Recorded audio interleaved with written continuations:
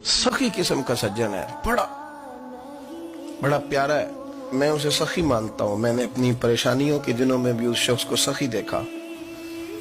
एक दिन रात को मुझे टेलीफोन करके कहने लगा, किधर हो?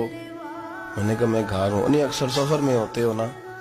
और मैंने कहा तबीयत कैसी है? ठीक है, बस हाल चाल पूछना था। मैंने समझा, ये मैंने कहा यार ये कोई मसला है, वरना रात के 2 बजे कोई हाल पूछने को फोन तो नहीं ना करता, कोई मतलब ऐसा तो मसला नहीं ना।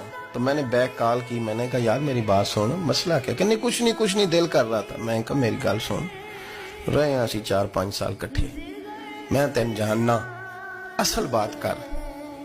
कहने लगा मकान भी बड़ा है, सारा कुछ ठीक है, पर वो बड़ा ही बेनियाज है। कुछ हालात इस किस्म के आ गए हैं कि लोगों को बताऊं भी तो लोग मानने को तैयार नहीं।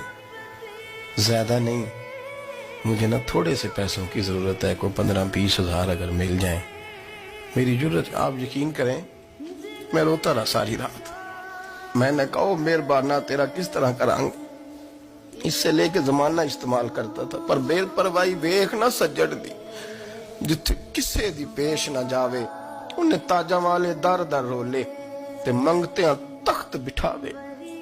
सजना किसे नु कारा मिल दई, कोई काबे खाली आवे। वल्लाहु खैरुर राज़िकीन। कहते तू दाएं बाएं ना जा, रिस्क तो तुझे मैं दूंगा।